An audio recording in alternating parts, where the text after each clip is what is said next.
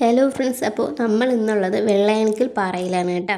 തിരുവനന്തപുരം ജില്ലയിലെ മനോഹരമായ ഒരു ഹിൽ സ്റ്റേഷനാണ് നമ്മുടെ ഈ വെള്ളയണിക്കൽ പാറ എന്ന് പറയുന്നത്. അധികം ആളനക്കമൊന്നുമില്ലാത്ത ഒരു ശാന്തമായ പ്രദേശമാണ് ഇവിടെ കേട്ടോ. കുറച്ച് സമയം മൈൻഡ് റിലാക്സ് ആക്കാനായിട്ടൊക്കെ വന്നിരിക്കാൻ പറ്റിയ ഒരു ഹിഡൻ സ്പോട്ടും കൂടിയാണ് നമ്മുടെ ഈ വെള്ളയണിക്കൽ പാറ എന്ന് പറയുന്ന ഈ സ്ഥലം. ധാരാളം സ്റ്റെപ്പുകൾ വഴി നമ്മൾ കയറി പോകുമ്പോഴത്തേക്കും ടോപ്പിലായിട്ടാണ് നമ്മുടെ പാറ വരണത്. നമുക്ക് നമ്മുടെ പാറയുടെ മണ്ടയിലോട്ട് ചെന്നിട്ട് അവിടുത്തെ വിശേഷങ്ങളും കൂടെ ഒന്ന് കാണാം. നമ്മൾ പാറയുടെ മുകളിൽ എത്തിയിട്ടുണ്ട് കേട്ടോ ഏകദേശം. അപ്പോഴത്തേക്കും രണ്ട് സൈഡിൽ നല്ല പച്ചപ്പും കാര്യങ്ങളൊക്കെ കേട്ടോ. ഇവിടെ തന്നെ വേസ്റ്റിലാനായിട്ടുള്ള ബാസ്ക്കറ്റ് നമുക്കിവിടെ വെച്ചിട്ടുണ്ട്. ഇവിടുത്തെ പ്രധാന ആകർഷണം എന്ന് പറയുന്നത് മനോഹരമായ സൂര്യാസ്തമയവും അതുപോലെ തന്നെ ഉദയവുമാണ്.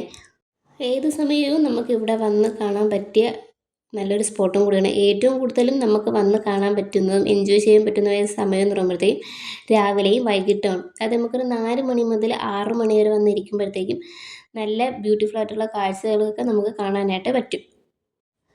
കണ്ടില്ലേ, നമുക്ക് പാറയുടെ മണ്ടയിൽ കൂടെ കാണാൻ പറ്റുന്ന ദൃശ്യങ്ങളാണ് കേട്ടോ ഇത്. ഇവിടെ നമുക്ക് അതുപോലെ തന്നെ ഒരു കൊച്ചു അമ്പലവും അതുപോലെ തന്നെ നമുക്കാണെങ്കിൽ ഒരു വാട്ടർ ടാങ്ക് കാണാനായിട്ട് പറ്റും കേട്ടോ. നമുക്കിവിടെ വരുമ്പോഴത്തേക്ക് ഐസ്ക്രീം വാങ്ങിച്ച് കഴിക്കാനായിട്ട് പറ്റും. കണ്ടില്ലേ, നല്ല മനോഹരമായ സ്ഥലമില്ലേ കാണാനായിട്ട് തന്നെ. നല്ല കാറ്റാണ്, നമുക്കിവിടെ പാറയുടെ മണ്ടയിൽ ഇരിക്കാനൊക്കെ പറ്റും കേട്ടോ. നല്ല കാറ്റാണ്, കാറ്റടിച്ചുകൊണ്ടിരിക്കും എപ്പോഴും. നമ്മളും ഒരു ഐസ്ക്രീം വാങ്ങിച്ചിട്ടുണ്ടായിരുന്നു കേട്ടോ. കണ്ടില്ല, നിങ്ങൾക്ക് എന്നെ കാണുമ്പോൾ തന്നെ അറിയാൻ പറ്റും എത്ര മനോഹരമാണ് ഇവിടുത്തെ കാഴ്ചകൾ കാണാനും എന്നൊക്കെ. കാണുന്നതാണ് വാട്ടർ ടാങ്ക്. സൂര്യൻ അസ്തമിച്ച് വരുന്ന ഒരു സമയത്തെ ദൃശ്യമാണ് കേട്ടോ. ഭയങ്കരമായിട്ട് അസ്തമിച്ചില്ല എങ്കിൽ ഒരു തുടക്ക സമയം ഉണ്ടായിരുന്നു. നമ്മളിപ്പോൾ ഒരു 5:30 സമയമായിട്ടുണ്ട് കേട്ടോ ഇപ്പോഴത്തേക്ക്. കണ്ടില്ല, ഇപ്പോഴും നിങ്ങൾക്ക് കാണാനായിട്ട് പറ്റും ആ കാറ്റ് എത്രത്തോളമാണ് നമുക്ക് അനുഭവപ്പെടുന്നത്. വീഡിയോയിൽ കൂടെ തന്നെ നമുക്കാണെങ്കിൽ അറിയാൻ പറ്റും. അപ്പം നമുക്ക് ഇനിയാണെങ്കിൽ ക്ഷേത്രത്തിൻ്റെ അടുത്തോട്ട് പോയി ഒന്ന് കണ്ടിട്ട് വരാം.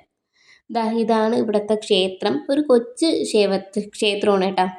ഈ ക്ഷേത്രത്തിൻ്റെ പേര് പാറമുകൾ ശ്രീ ആയിരവല്ലി ക്ഷേത്രം എന്നാണ്. ഈ പാറപ്പുറത്തിരിക്കണോണ്ടായിരിക്കാം ഇങ്ങനൊരു പേര് വരാനായിട്ട് കാരണം. അതിൻ്റെ ഡീറ്റെയിൽസ് ആയിട്ടുള്ളതൊന്നും എനിക്ക് അറിഞ്ഞുകൂടാ. അപ്പോൾ അറിയാവുന്നവരുണ്ടെന്നുണ്ടെങ്കിൽ ഒന്ന് കമൻറ്റ് ചെയ്യണേ. കണ്ടില്ലേ, നമുക്ക് കൂടുതലായിട്ടും വരാൻ പറ്റിയത് ബസ്സിനെക്കാട്ടി ബൈക്കിലോ സ്കൂട്ടറിലോ അതുപോലെ തന്നെ കാറിലോ ഒക്കെ വരുന്നതാണ് ഏറ്റവും കൂടുതൽ സൗകര്യം. കാരണം വെച്ചാൽ നമ്മൾക്ക് ഇവിടെ പോത്തൻകോട്ട് നിന്നും ധാരാളം ദൂരമുണ്ടേ. ഒരു കാര്യം നമ്മൾ പ്രത്യേകം ശ്രദ്ധിക്കേണ്ടത് എന്താണെന്ന് വെച്ചിരുന്നാൽ മഴക്കാലം ആകുമ്പോഴത്തേക്കും ആരും വരരുത്. കാരണം എന്താണെന്ന് വെച്ചിരുന്നാൽ പാറയായതുകൊണ്ട് നല്ല വൃത്തി ചേർക്കാനായിട്ടുള്ള ചാൻസ് ഉണ്ട്. അതുകൊണ്ട് മഴക്കാലത്ത് വരുന്നത് ഒഴിവാക്കുന്നതായിരിക്കും ഏറ്റവും കൂടുതൽ നല്ലത്. ഇവിടുത്തെ വേറെ ഒരു പ്രത്യേക ഭംഗി എന്ന് പറയുന്നത് പച്ചപ്പുകൾ നിറഞ്ഞ ഈ കാടും കുന്നും ഒക്കെയാണ് കേട്ടോ. ഇതിൻ്റെ വേറൊരു സവിശേഷത എന്ന് പറയുമ്പോഴത്തേക്കും അത് നമുക്ക് നല്ല രീതിയിൽ തന്നെ കാണാനായിട്ട് പറ്റും. പക്ഷെ നമുക്കിത് പച്ചപ്പ് വിരിഞ്ഞെടുക്കുമ്പോഴത്തേക്കും ഭയങ്കര കാടായിട്ടും അങ്ങനെയൊന്നും നമുക്ക് ഫീൽ ചെയ്യത്തില്ല. കറക്റ്റ് ഈ പാറക്കെട്ടുകളുടെ വളർന്നിരിക്കുന്ന പുല്ലുകളില്ലേ, അതുമായിട്ടാണ് നമുക്ക് തോന്നുന്നത്. നല്ലൊരു ഇത് പ്രത്യേക ഭംഗിയാണെങ്കിൽ കാണാനായിട്ട്. നമുക്കാണെങ്കിൽ താഴോട്ടൊക്കെ ഇറങ്ങി പോകാനായിട്ട് പറ്റും. താഴോട്ട് പോകുമ്പോഴത്തേക്കും നമ്മൾ നമ്മുടെ സേഫ്റ്റിയും കൂടെ നോക്കിയിട്ട് വേണം പോകാനായിട്ട്. ശ്രദ്ധിച്ച് വേണം ഇറങ്ങാനായിട്ട്.